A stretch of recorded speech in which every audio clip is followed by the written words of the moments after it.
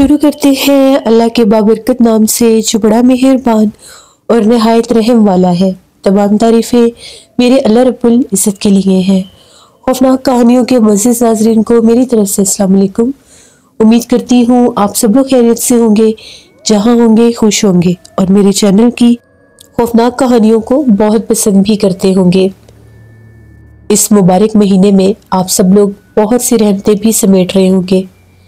अल्लाह हम सब के घरों को इस माह मुबारक के सदके हमेशा आबाद रखे, आमीन। आज आप लोगों के लिए बहुत डरावनी कहानियां लाई हूँ जिन्हें आप लोग बहुत पसंद करेंगे।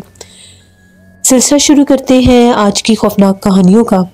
बढ़ते हैं आज की पहली खौफनाक कहानी की तरफ। ये खौफनाक कहानी तारिक शेयर कर रहे हैं। तारिक कहते हैं, आज आपके साथ हम लोगों की ज़िंदगी की ऐसी खौफनाक कहानी शेयर करूँगा कि उसके बाद हम लोग कभी भी उस इलाके की तरफ भी नहीं गए। आज से 25 साल पुरानी बात है। मेरे वालिद साहब रेलवे मुलाजिम थे, तो हम लोगों को वहाँ पर रेलवे क्वार्टर्स मिले हुए थे रहने के लिए। जिस जगह पर हमारे रेलवे क्वार्टर्स थे वहाँ पर बहुत कम और लोगों का आना जाना था, क्योंकि उन क्वार्टर्स में ज़्यादातर वही लोग थे जैसे हम जैसे बहुत सी और भी फैमिलीज जिनके वालिद जो हैं वो रेलवे मुलाजिम थे। हम लोगों के क्वार्टर्स के पास से ही आगे थोड़ा ही, बिल्कुल घरों से थोड़ा ही दूर रेलवे लाइंस भी थी, जहाँ से ट्रेन बाकायदा गुजरा करती थी। बचपन से बड़े होने तक हम लोगों ने वो जगह देखी, वो क्वार्टर्स देखे, तो हम लोगों की ज़िंदगी का वो एक हिस्सा थे। अब हम लोगों के क्वार्टर्स के पास से जो रेलवे लाइन गुजरती थी वो कुछ आसेबज़दा थी। वो आसेबज़दा इसलिए थी कि रेलवे लाइंस की दूसरी तरफ एक कब्रिस्तान होता था, जो पूरे इलाके का एक बड़ा कब्रिस्तान था और बहुत ज़्यादा फैला हुआ कब्रिस्तान था। यहाँ तक कि वो कब्रिस्तान उन रेलवे लाइंस तक फैला हुआ था। अक्सर रात को लोग कहते थे कि रेलवे लाइंस की तरफ से अक्सर आवाज़ें भी आती हैं, तो रात को लोग बहुत कम बाहर निकला करते थे। गर्मी का मौसम होता था तो जो क्वार्टर्स थे छोटे होते थे। गर्मी के मौसम में बहुत ज़्यादा हब्स और गर्मी हो जाती थी, तो अंदर सोने का तो सवाल ही नहीं पैदा होता था। कभी कभार हम लोग छत पर चारपाइयाँ बिछा लेते थे, या कभी कभार हम लोग घर के बाहर अपने क्वार्टर के बिल्कुल पास आगे चारपाई बिछा लेते थे। मैं या मेरे अब्बू ऐसे हम लोग बिछा लेते थे। बाकी जो बहनें हैं और अम्मी हैं वो छत के ऊपर चारपाइयाँ बिछा लिया करते थे। ऐसी गर्मियों का ही मौसम था। हम लोगों ने छत के ऊपर चारपाइयाँ बिछाई। मैंने अपनी जो हम लोगों के क्वार्टर की जो बैठक थी, ड्राइंग रूम था, उसका दरवाज़ा खोला हुआ था और अपनी चारपाई बाहर गली में निकाल कर मैंने बिछा ली।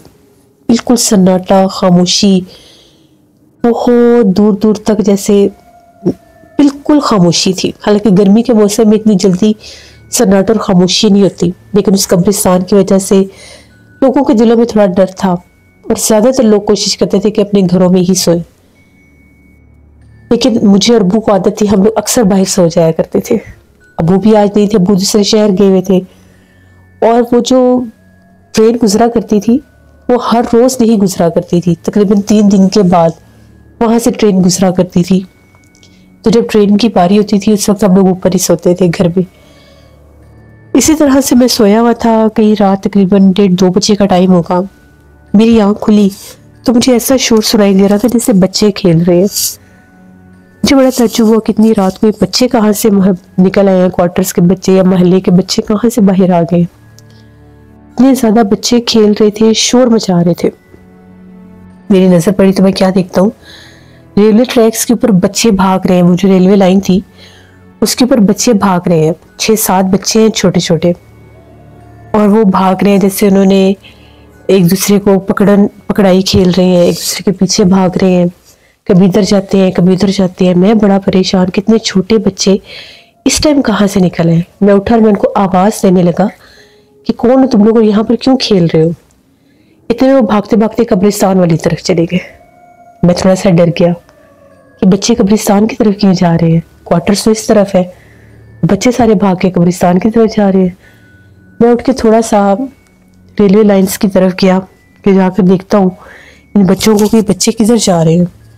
जैसे मैं लाइन के पास पहुंचा तो वो सारे बच्चे जो हैं दरख्तों के ऊपर यूं चढ़ रहे थे जिस तरह से बंदर चढ़ते हैं। कोई इंसानी बच्चा ऐसे दरख्तों के ऊपर छलांगे नहीं लगा सकता, जैसे वो झूल रहे थे दरख्तों के साथ साथ। और उन बच्चों की आंखें ऐसे चमक रही थी जैसे बिल्ली की आंखें चमकती हैं रात में। 6-7 होते होते होते वो बच्चे तो बहुत ज्यादा हो गए, ना करते करते भी 20-25 बच्चे बन गए। वो इतने ज्यादा बच्चे खेलते जा रहे हैं, शोर मचा रहे हैं, इधर भाग रहे हैं उधर भाग रहे हैं। मैं बहुत ज्यादा खौफजदा हुआ। मैं वापस जल्दी से अपने बिस्तर के पास आया, मैंने बिस्तर उठाया, चारपाई अंदर की, अपने ड्राइंग रूम का दरवाजा बंद किया। इतना खौफजदा था कि मुझे ठंड लगने लगी। इतनी गर्मी में भी मुझे ठंड लगने लगी खौफ की वजह से। मैंने उधर ही चारपाई बिछाई और लेट गया। थोड़ी देर के बाद बाकायदा तौर पर ऐसा महसूस हुआ जैसे वो बच्चे जो हैं हमारे घर के करीब आए हैं, बिल्कुल जैसे हम लोगों के ड्राइंग रूम के बाहर तक बच्चों के खेलने की आवाज़ें, भागने की आवाज़ें, जैसे कदमों की आहटें बिल्कुल करीब होती हैं। मैंने आयतुल कुर्सी पढ़ना शुरू कर दी। जैसे मैंने आयतुल कुर्सी का विर्द किया वो आवाज़ें दूर जाने लग गई। मैं बहुत डरा हुआ था। मैंने वो रात ड्राइंग रूम में ही गुजारी। इतना डर लग रहा था कि ऊपर भी जाने की हिम्मत नहीं थी छत पे। सुबह जब अम्मी जागी तो अम्मी ने देखा कि मैं ड्राइंग रूम में सो रहा हूँ, इतनी गर्मी में पंखा भी बंद है। अम्मी परेशान हो गई कि शायद मेरी तबीयत ठीक नहीं है। अम्मी जल्दी से मेरे पास आई, मुझे जगाया और पूछा कि क्या बात है, तुम्हारी तबीयत ठीक है, पंखा भी बंद है, इतनी गर्मी में तुम ड्राइंग रूम में सो रहे हो, क्या हुआ है? मैंने अम्मी को रात वाली सारी बात बताई। अम्मी भी ज़रा डर गई। अम्मी ने कहा मैंने तुम्हें मना किया है कि अकेले होते हो जब तो बाहर ना सोया करो। सब कहते हैं कि इस तरफ जिन्नात है। अब्बू जब होते थे तो अब्बू के साथ सोते हुए मुझे डर नहीं लगता था। कभी कभी अब्बू मुझे कहते थे कि रात के टाइम आवाज़ें आती हैं तो हमें बाहर नहीं सोना चाहिए, लेकिन फिर भी हम लोगों ने ड्राइंग रूम का दरवाज़ा खोला था तो हम लोग सो जाते थे। वहाँ पर चोरी वगैरह का कोई इतना डर नहीं था क्योंकि सारे अपने क्वार्टर के ही लोग थे और उस इलाके की तरफ किसी को इतना आसानी से आने भी नहीं देते थे, क्योंकि स्टार्ट में उधर जहाँ से वो एंट्री लगी हुई थी, एंट्री गेट था, वहाँ पर गार्ड होता था, इसलिए ड्राइंग रूम का दरवाज़ा भी हम लोग खोल देते थे। तो मैं अबू की बात नहीं मानता था। इसी तरह से अम्मी ने मुझे कहा कि उठो, अब हाथ मुंह धो लो, अब आइंदा अकेले नहीं तुमने सोना। मैंने उन्हें कहा कि ठीक है। इसी तरह से 1-2 दिन अब्बू नहीं थे तो मैं घर वालों के साथ छत के ऊपर ही सोता रहा। अगली रात जब मैंने बच्चे देखे, उससे अगली रात में छत पर सो रहा था, अम्मी अब्बू के साथ ही, सॉरी अम्मी और बहन के साथ ही ऊपर छत पर था। उस रात भी आवाज़ें आ रही थी, लेकिन आज बच्चों की आवाज़ें नहीं थी। आज आवाज़ें ऐसी थी जैसे बाकायदा औरतें बोलती हैं, बातें करती हैं, हंसती हैं, ऐसी आवाज़ें आ रही थी। लेकिन डर इतना लग रहा था कि उठकर देखने की हिम्मत नहीं थी। और ये आवाज़ें रात के पिछले पहर में सुनाई देती थी। अगले दिन उठा जब मैं, तो मैंने ये बात अपने उधर ही क्वार्टर में लड़के दोस्त थे उनसे शेयर की। उन लड़कों ने कहा कि ये बात बिल्कुल ठीक है कि यहाँ पर अक्सर ऐसे मामलात हो जाते हैं। वो ये कह रहा था कि पिछले साल एक दफ़ा मैं भी ऐसे बाहर सोया था, गर्मी बहुत ज़्यादा थी और लाइट ऑफ थी, तो कहता मैंने भी अपनी चारपाई बाहर बिछा ली। तो जैसे ही मैं सोया, रात तकरीबन कोई 2 बजे का टाइम होगा, कहता ऐसा लगा मेरे सर में किसी ने हाथ फेरा है, बाकायदा बालों में कोई हाथ फेर रहा है। कहता मेरी आँख खुली तो मैं क्या देखता हूँ, हम लोगों की ड्राइंग रूम के अंदर एक औरत जा रही थी, सुर्ख लिबास वाली औरत थी, और वो हम लोगों के ड्राइंग रूम के अंदर जाके बिल्कुल सामने एक चेयर पड़ी थी, उसके ऊपर बैठ गई। तो मुझे बड़ा अजीब लगा कि ये कौन औरत है जिसने सुर्ख लिबास पहना और हमारे घर के अंदर जा रही है। कहता मैं था भी नींद में और मैंने उसको देख भी लिया। मैं उठा और मैंने जब झांक कर अंदर देखा तो उसकी भी आंखें ऐसे ही चमक रही थी और वो बैठी बैठी वहीं पर गायब हो गई। वो कहता है मैं इतना डरा कि मैं अपने घर जाने के बजाय मैं बाहर गेट की तरफ भाग गया। शोर मचाता हुआ मैं भाग गया क्वार्टर के, वो जिन क्वार्टर के पास से गुजर रहा था उन क्वार्टर्स में से भी लोग बाहर निकले कि पता नहीं इसको क्या हो गया। मुझे कहता है गेट से पकड़ा गार्ड ने, और गार्ड ने फिर मुझे पूछा कि क्या हुआ तुम्हें, तुम कहाँ भाग रहे हो। उसको मैंने सारी बात बताई। गार्ड आया, गार्ड ने आकर ड्राइंग रूम देखा हमारा। उसने कहा कि यहाँ पर बाहर ना सोया करो, ये जगह बड़ी सुनसान है और कब्रिस्तान वाली तरफ से अक्सर ऐसी मखलूक़ात इंसानी रूप में अपना आप जाहिर करती हैं, तो तुम लोग अपनी हिफाजत करो, इस तरफ मत आओ, बाहर की तरफ मत सोया करो रात के टाइम। मैंने फिर अपनी चारपाई उठाई, मैं अंदर चला गया, लेकिन मैं ड्राइंग रूम में नहीं सोया, फिर भी मुझे डर लग रहा था। मैं अपने घर वालों के पास सोया, घर वाले भी जाग गए।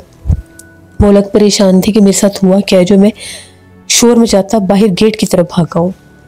उसने जब मुझे ये बात बताई मैं बहुत ज़्यादा डर गया कि मैं तो 1-2 दिन से बाहर अकेला सो रहा था। पहले मुझे ऐसा फील नहीं हुआ, शायद मैं थका होता था दिन भर का तो मुझे पता ही नहीं लगता था। उस रात अचानक आँख खुल गई आवाज़ों से। आज अब्बू बाहर आ गए तो मैंने अब्बू से कहा कि अब्बू इस तरह से रात को हुआ था, मैंने तो बाहर नहीं सोना, मुझे अब डर लगता है। अब्बू ने कहा ठीक है, हम लोग बाहर नहीं सोएंगे, हम लोग भी छत पर ही चारपाइयाँ बिछा लेते हैं। मैंने कहा ठीक है। हम लोगों ने भी चारपाइयाँ छत के ऊपर ही बिछा ली। उससे उस रात भी बाहर से आवाज़ें आती रही लेकिन इतनी ज़्यादा नहीं थी, दूर थी। इसी तरह से 4-5 दिन गुजर गए। फिर हम लोगों ने चारपाइयाँ नीचे उतार ली। उस दिन बारिश बहुत ज़्यादा आई थी तो अम्मी और बहन जो है वो बरामदे में सोने लगी। क्वार्टर्स बहुत छोटे थे। मैंने और अब्बू ने हम लोगों ने अपनी जो ड्राइंग रूम थी वहाँ पर हम लोगों ने चारपाइयाँ बिछाई और ड्राइंग रूम का दरवाज़ा खोल लिया। बाहर से बड़ी ठंडी हवा आ रही थी, बड़ी तेज़ बारिश हो रही थी। जैसे आधी रात का टाइम हुआ ऐसा महसूस होने लगा जिस तरह से बारिश तो बिल्कुल हल्की हो गई है लेकिन उसके साथ बहुत ज़्यादा छन छन की आवाज़ें आ रही हैं। अब वो छन छन की आवाज़ें इतनी ज़्यादा तेज़ थी कि मेरी आंख खुल गई। यानी कि मेरी नींद इतनी कच्ची नहीं थी, बहुत कोई ऊंची आवाज़ होती थी तो मेरी आंख खुलती थी। जैसे वो छन छन की आवाज़ें मैंने सुनी तो मैं बाहर दरवाजे की तरफ देखने लग गया। सामने कोई भी नहीं था। तभी वो आवाज़ें करीब से करीब होती गई। जैसे वो आवाज़ें इतना करीब हुई कि मैं बाहर देख रहा था तो मैं क्या देखता हूँ कि एक औरत है बहुत लंबे कद की, सुर्ख रंग का उसने लिबास पहना हुआ है और दुपट्टा उसका बहुत लंबा है। वो औरत चल के हमारे ड्राइंग रूम के आगे से गुजर के गई है और गई भी जैसे वो एंड पर वीरानों वाली साइड पर जा रही है। और इतना लंबा उसका दुपट्टा है कि उसको गुजरते गुजरते भी 1 मिनट हो गया, उसका दुपट्टा ख़त्म नहीं हुआ। मैंने जब ये देखा मैं बहुत ज़्यादा डर गया कि ये क्या। मेरे दिल में अपने दोस्त वाली बात आ गई जो उसने बताई थी। उसके बालों में हाथ फेरा था, वो भी सुर्ख औरत थी, सुर्ख लिबास वाली औरत थी। तो कहीं ये वही मखलूक तो नहीं। मैं इतने में उठकर ड्राइंग रूम का दरवाज़ा बंद करने लगा। जो ही मैंने उठकर ड्राइंग रूम का दरवाज़ा बंद करना चाहा, अभी मैंने दरवाजे का एक हिस्सा बंद किया था, दूसरा बंद किया तो हमारे दरवाजे के पास खड़ी थी। वो इतनी खौफनाक थी, इतनी खौफनाक थी। उसका चेहरा बालों से भरा हुआ था, इतनी बड़ी बड़ी आंखें थी सफ़ेद कलर की। मैंने दरवाज़ा बंद करके बहुत ज़्यादा मैं डर गया और मेरी चीख निकली, जैसे घबरा जाता है इंसान। तो अब्बू जाके मेरे मुंह से एकदम अल्लाह अकबर निकला। अब्बू ने देखा कि मैं दरवाज़ा बंद कर रहा हूँ और बहुत डरा हुआ एकदम जैसे मैं पीछे चारपाई पर गिर गया। अब्बू फ़ौरन उठे। अब्बू ने दरवाजे को कुंडी लगा दी। दरवाज़ा तो मैंने बंद कर दिया। जैसे अब्बू ने दरवाजे पर कुंडी लगाई तो बाकायदा बहुत ज़ोर से दरवाजे को किसी ने धकेला, जैसे कोई खोलने की कोशिश करता है। अब्बू भागे मेरी तरफ कि इसको क्या हुआ। अब्बू ने कहा कौन था बाहर जो तुमने दरवाज़ा बंद किया, क्या हुआ है। उस वक्त तो बोला ही नहीं था जा रहा मेरे से। मेरा हलक खुश्क हो गया, ऐसे आंखें बाहर निकल आई। अब्बू भागे बाहर किचन की तरफ, पानी लेकर आए, मुझे पानी पिलाया और अब्बू ने सारी बात पूछी। मैंने अब्बू को बताई बात कि इस तरह से मैंने एक औरत को देखा है, उसका दुपट्टा इतना लंबा था, छन छन की आवाज़ें आ रही थी। मेरी आँख खुल गई तो वो यहाँ से गुजर रही थी। जब मैं दरवाज़ा बंद करने लगा तो वो बिल्कुल दरवाजे के पास खड़ी थी, बहुत ज़्यादा भयानक थी। अब्बू कहते जिस टाइम मैंने दरवाजे को कुंडी लगाई है उस वक्त भी दरवाजे के ऊपर बहुत ज़ोर से जैसे उसने धकेला दरवाजे को खोलने के लिए। वो कहते अब तो ये काम बहुत ज़्यादा ख़राब हो गया, बहुत बढ़ गया, अब तो कुछ करना पड़ेगा हमें। मैं और अब्बू जो है हम लोग काफ़ी देर बातें करते रहे। अम्मी और बहन उधर बरामदे में सोई हुई थी, उनको पता ही नहीं था कि क्या हुआ है क्या नहीं। सुबह उनको सारी बातें बताई, वो लोग भी बड़े परेशान हो गए कि ये तो मखलूक़ात बहुत ज़्यादा अपना ज़ाहिर कर रही है। अब्बू कहने लगे कि मैं एक आमिल को जानता हूँ, उसके पास जाता हूँ, उससे बात करता हूँ। अब्बू गए उस आमिल के पास। अब्बू ने उनसे जाके बात की। आमिल ने कहा कि ये जिन्नात तो बहुत ज़्यादा है, उनका पूरा इलाका वो जगह ही उनकी है जहाँ पर वो आते हैं, फिरते हैं, आज़ाद होते हैं रात के वक्त। कब्रिस्तान वाली साइड से आते हैं, जिस जगह से भी आते हैं, वो जो रेलवे लाइन है वो भी आसेब ज़दा ही है। तो आप लोग ऐसा करो, ये अपनी हिफाजत का तावीज़ ले लो, ये अपने घर में लगा लो और गलों में पहन लो, क्योंकि वहाँ से उस मखलूक को निकाला नहीं जा सकता। अब्बू सामिल से तावीज़ ले आए, वो तावीज़ हमने अपने गले में पहन लिए। उसके बाद कुछ दिन तो बहुत ज़्यादा सुकून से गुजरे, ना कोई खौफ आया, ना आवाज़ें आई, ना रात में आँख खुलती थी, वरना अब तो सोना मुश्किल हो गया था। आधी रात में खुद ब खुद आँख खुल जाया करती थी। इसी तरह से 15-20 दिन गुजर गए। एक रात आई, बहुत सख्त गर्मी थी, इतनी सख्त घुटन और हब्स और गर्मी थी कि हवा भी नहीं थी। मैंने अब्बू से कहा, अब्बू अब तो हमारे गले में तावीज़ है, अब हम लोग ऐसा करते हैं कि हम लोग बाहर चारपाइयाँ बिछा लेते हैं।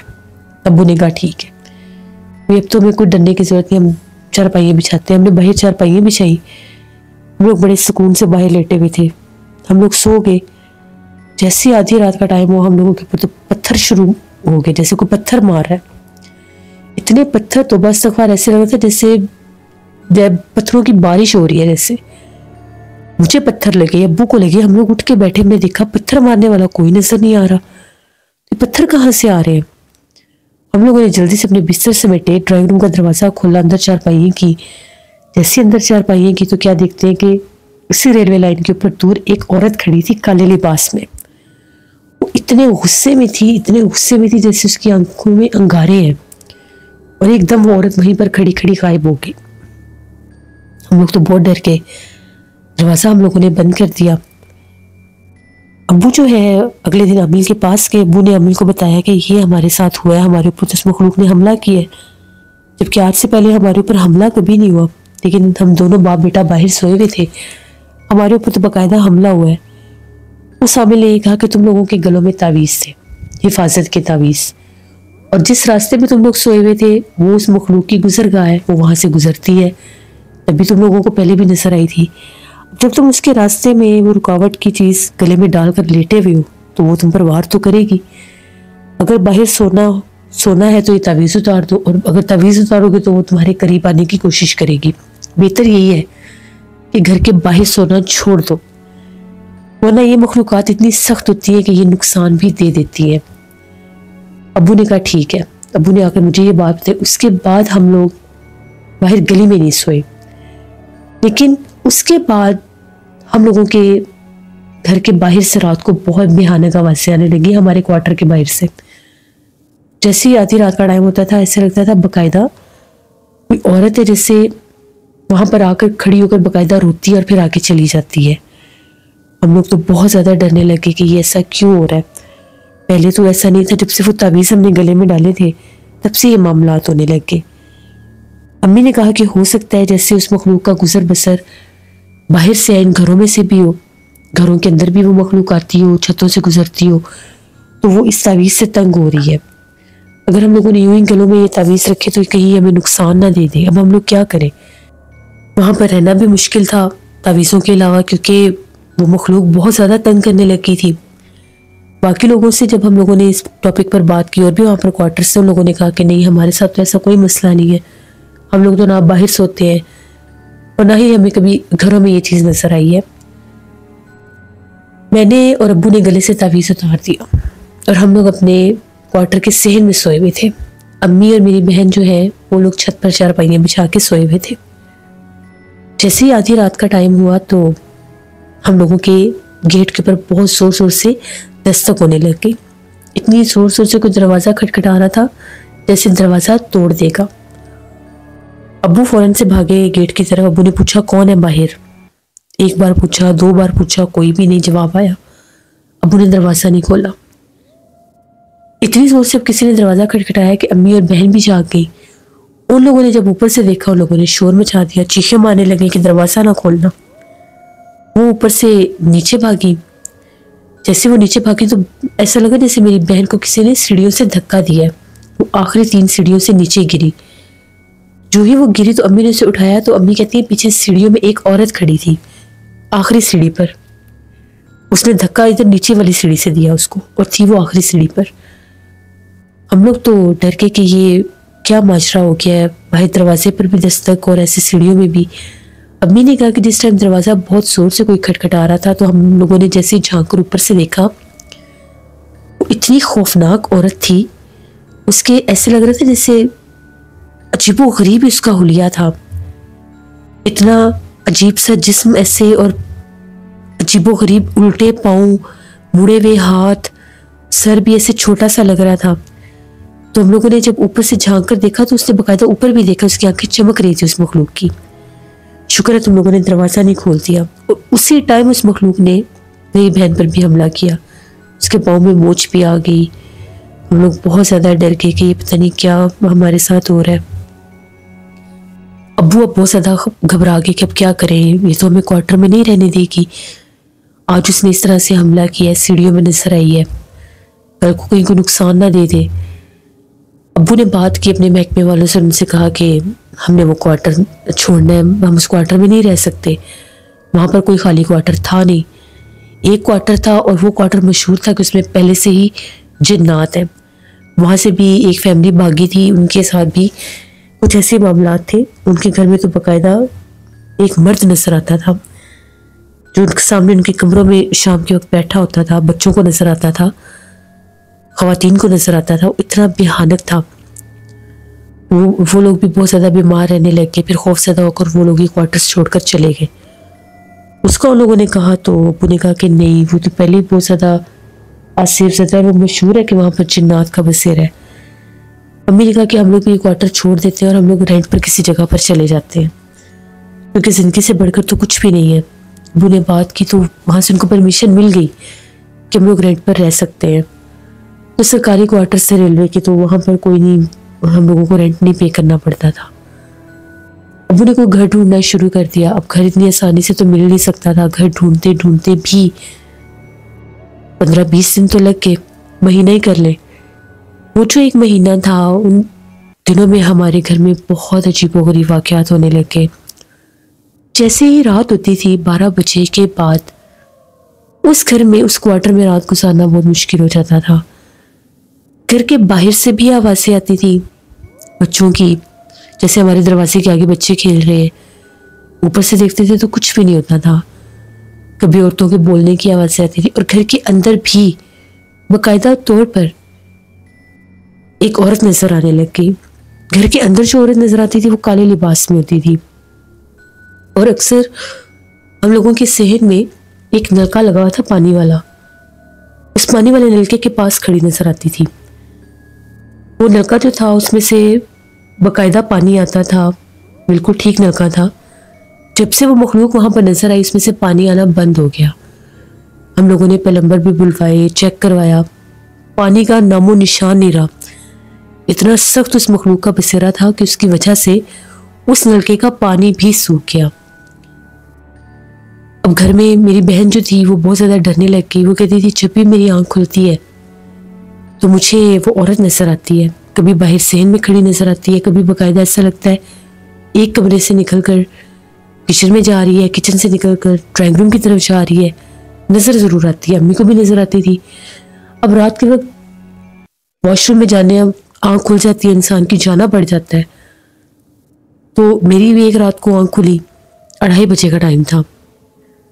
मैंने चारों तरफ देखा, कहीं कोई भी नहीं था, कोई आहट नहीं, कोई आवाज़ नहीं, कुछ भी नहीं था। मैं उठा, वॉशरूम में गया, सब सोए हुए थे। जो ही मैं वॉशरूम से बाहर निकला तो मैं क्या देखता हूँ, जिस कमरे में हम लोग सोए हुए हैं उस कमरे में एक औरत जा रही है। बहुत लंबे उसके बाल थे, बिल्कुल दुबला पतला सा जिस्म था, काले कपड़े पहने हुए थे। अब मैं डर गया, मैंने कहा मैं तो ड्राइंग रूम में नहीं जाऊँगा। मैं सीधा अम्मी वगैरह के कमरे में गया। उस साइड पर सोफ़ा रखा हुआ था एक, उस सोफ़े के ऊपर मैंने रात गुजारी। मेरी हिम्मत नहीं दोबारा मैं ड्राइंग रूम में जाऊँ। सुबह अब्बू ने देखा कि मैं ड्राइंग रूम में नहीं हूँ चारपाई पे। अब्बू बाहर रह के मैं कहाँ पर हूँ देखा तो मैं सोफ़े पर सोया हुआ था। फिर अब्बू को मैंने सारी बात बताई। अल्लाह का शुक्र है कि हमें एक घर का पता चला, हम लोगों ने वो फाइनल कर दिया। हम लोग जब उस क्वार्टर को खाली कर रहे थे, छोड़ रहे थे, उस दौरान भी एकदम तो हम लोग सामान नहीं उठा सके, हमें 2 दिन लगे थे। कुछ सामान हम लोगों का पहले दिन चला गया। दूसरे दिन जब हम लोग घर बिल्कुल खाली कर रहे थे तो एक कमरे में ही हम लोगों का सिर्फ बेड था जहाँ पर हम लोग सोए हुए थे, आज वो भी उठा लेना था। तो जब हम लोगों ने वो सारा कुछ उठाया, क्वार्टर खाली किया, वहाँ से जब हम लोग निकले, अब्बू जब बंद करने लगे क्वार्टर तो अब्बू कहते हैं मैंने बाकायदा तौर पर कमरे में कोने में एक औरत को बैठे देखा था, वही काले लिबास वाली जो उस क्वार्टर में आ गई थी। फिर हम लोगों ने वहाँ पर वो जो तावीज़ लगाए थे वो उतार दिए कि कहीं ये हमें नुकसान ना दे दे, इसका बसेरा यहाँ पर हो गया या यहाँ पर इसका बसेरा पहले से था लेकिन ये जाहिर नहीं थी। जब हमने वो तावीज़ लगाई उस घर में तो वो जाहिर हो गई। शायद वो उनसे तंग हो रही थी, इसलिए उसने अपना अब जाहिर किया कि हम लोग यहाँ से उतार दें, लेकिन हम लोग इतने खौफजदा हुए कि हम लोगों ने वो क्वार्टर ही छोड़ दिया। फिर हम लोग जिस नए घर में गए वहाँ पर हम लोग ठीक थे, वहाँ पर हमें डर नहीं लगता था। फिर भी उसी क्वार्टर के, उसी रेलवे लाइन के हमें अक्सर ख्वाब आते थे, डरावने ख्वाब आते थे। उस घर के भी आते थे। वहाँ से जो वहाँ के क्वार्टर्स के लड़के थे, मेरे दोस्त थे, वो मिलने आते थे, मैं उनको मिलने नहीं चाहता था। हम लोगों को इतना डर उन क्वार्टर्स का दिल में बैठ गया था कि वहाँ पर वापस जाने को दिल ही नहीं चाहता था। अब वो अपने काम पर जाते थे और वहीं से वापस आ जाते थे। तो अब्बू बताते हैं कि अक्सर वहाँ पर वो लोग बातें करते थे कि हम वाला जो क्वार्टर था जिसमें हम लोग रहते थे, वहाँ से रात को बहुत ज़्यादा आवाज़ें आती हैं। कभी ऐसा लगता है कि कोई औरत बहुत ऊंची आवाज़ में बोलती है, जैसे बाकायदा हम लोग घर में होते हैं, बातें करते हैं, बोलते हैं, ऐसी आवाज़ें आती हैं। और बाकायदा बच्चों के हंसने की, खेलने की आवाज़ें आती हैं। हम लोगों के साथ वाला जो क्वार्टर था, वो लोग कहते थे कि यहाँ पर तो रहना मुश्किल हो गया, क्वार्टर तो खाली हो गया है, लेकिन इस क्वार्टर से इतने शोर शराबा और आवाज़ें आती हैं जैसे दीवारों के ऊपर कोई ईंटें मारता है रात को, दीवारों के ऊपर जैसे कोई चीज़ लगाते हैं, कील ठोकते हैं, हथौड़ी की आवाज़ें आना। ये काम बहुत ज़्यादा हो गए थे। वो कहते, वो साथ वाले जो क्वार्टर वाले थे वो भी डर गए। उन्होंने कहा कि अब हम लोग तो यहाँ पर कैसे रहे, हम लोग तो छत पर भी नहीं जा सकते। शाम के बाद छत पर जाते हैं तो साथ वाले खाली क्वार्टर से आवाज़ें आ रही होती है, डर इतना लगता है कि हम लोग नीचे आ जाते हैं। एक रात वो लोग ऊपर सोए हुए थे। जब गर्मी का मौसम होता है तो अपनी मजबूरी से इंसान को ऊपर सोना पड़ता है। तो वो लोग ऊपर सोए हुए थे तो आधी रात को वो लोग नीचे भागे। कहते हैं हम लोगों के ऊपर ऐसा लग रहा था जैसे बारिश हो रही है, जबकि बारिश हो नहीं रही थी। वो मखलूकात तंग कर रही थी, जिन्नात तंग कर रहे थे। इतना उन जिन्नात ने उन लोगों को तंग किया, वो लोग जाके, बाकी छत बिल्कुल ड्राई था, लेकिन जहाँ पर चारपाई थी वहाँ पर ऐसे मखलूकात पानी फेंक रही थी जैसे बारिश हो रही है। तो कहते हैं कि जब हम लोग उठकर चारपाइयाँ उठाकर हम लोग नीचे भागे तो हमारे वाली साइड वाला जो क्वार्टर था उसकी दीवार के ऊपर 3 बच्चे बैठे हुए थे, छोटे छोटे बच्चे, इतने काले बच्चे थे। वो आंखें चमक रही थी और उनके जिस्म जो है वो काले स्याह थे।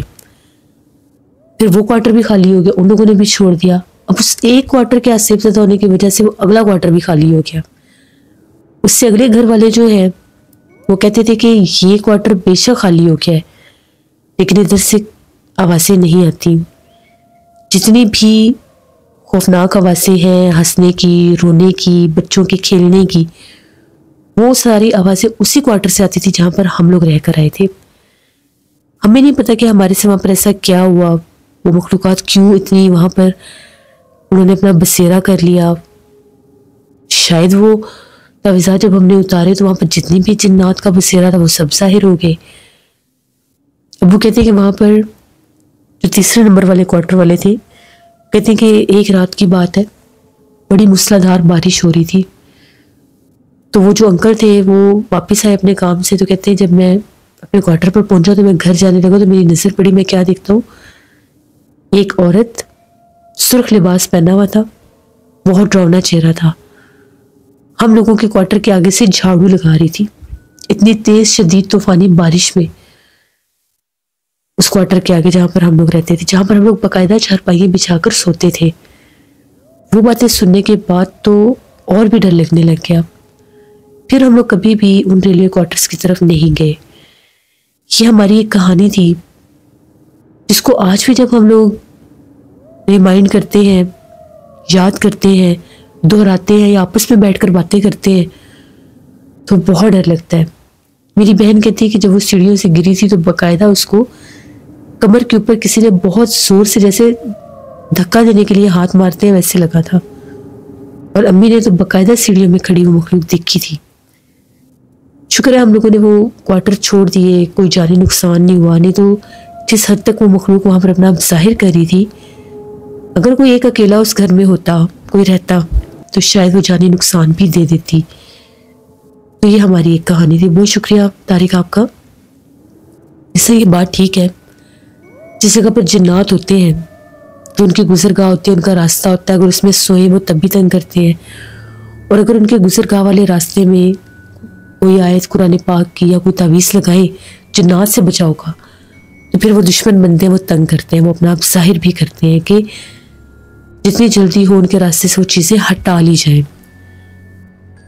इसी तरह से जिन घरों में जिन्नात होते हैं, अब बाज़ घरों में ऐसे जिन्नात होते हैं कि जहाँ पर तावीज़ात लगाने से, कुरान पाक की आयात लगाने से वो मखलूक़ात भाग जाती हैं, निकल जाती हैं, डर जाती हैं। लेकिन कुछ मखलूक़ात ऐसी होती हैं जो ये तावीज़ात लगाने से, ऐसी चीज़ें हिफाजत के लगाने से अगेंस्ट हो जाती हैं, फिर वो नुकसान देने लग जाती है। एक तो अपना ज़ाहिर बहुत ज़्यादा करने लग जाती है, आवाज़ों का आना, अपने ही घर के फैमिली मेम्बर्स के रूप में उनका नज़र आना। अब वही इंसान अगर घर में सोया हुआ है या घर से बाहर है, उसी के रूप में किसी और जगह पर घर के हिस्से में नज़र आ जाना, ये फिर आम चीज़ें होती हैं। तो अल्लाह कभी ना करे कि हम लोगों के साथ ये मामला हो। अगर कोई ऐसा घर हो जहाँ पर ये मामला हो कि वहाँ पर जिन्नात हैं या पुरसरार वाक़यात होते हैं या आपको किसी और की मौजूदगी का एहसास रहता है, और वहाँ पर तावीज़ात लगाने से अगर वो मखलूक़ात तंग करने लग गई हैं, अपना आप ज़ाहिर करने लग गई हैं, डराने लग गई हैं, ख्वाब में आने लग गई हैं, तो या तो फिर उन चीज़ों को वहाँ से हटा लें या उस जगह को छोड़ दें, क्योंकि फिर वो जिन्नात अपने बचाव के लिए इंसानों को नुकसान देना शुरू कर देते हैं। तो अल्लाह से हमेशा रहम मांगना चाहिए। ये थी आज की खौफनाक कहानी। उम्मीद करती हूँ आप लोगों को पसंद आई होंगी। आप लोग भी अपनी खौफनाक कहानियाँ शेयर कर सकते हैं डिस्क्रिप्शन बॉक्स में दिए गए ईमेल आईडी nusheennur57@gmail.com पर। इसके अलावा आप लोग मुझे कमेंट बॉक्स में भी स्टोरी शेयर कर सकते हैं। रमज़ान मुबारक की वजह से मसरूफियात बढ़ गई है, तो इसलिए मैं डेली स्टोरी नहीं दे पाती, कभी कभी बीच में से स्किप हो जाता है। तो आई होप आप लोग इस चीज़ को अंडरस्टैंड करेंगे। जो लोग चैनल को विजिट कर रहे हैं, अभी तक सब्सक्राइब नहीं किया, तो मेरे चैनल को सब्सक्राइब करें और ज़्यादा से ज़्यादा मेरी वीडियोस को शेयर किया करें, अच्छे अच्छे कमेंट्स किया करें। इतने ज़्यादा जल्दी लोगों के चैनल पर सब्सक्राइबर आते हैं, लेकिन मेरे चैनल पर लोग कहानियाँ सुनते भी हैं, विज़िट भी करते हैं, लेकिन सब्सक्राइब नहीं करते। तो प्लीज़ सब्सक्राइब किया करें और मेरे यूट्यूब चैनल का, यूट्यूब फैमिली का हिस्सा बने, मुझे बहुत अच्छा लगेगा। इंशाल्लाह कल फिर मुलाकात होगी किसी नई खौफनाक कहानी में। अपना बहुत से ख्याल रखें, अपनी ढेरों दुआओं में मुझे, मेरी फैमिली, मेरे पूरे पाकिस्तान को याद रखिएगा। Thank you for listening my stories. Stay tune. अल्लाह हाफिज़।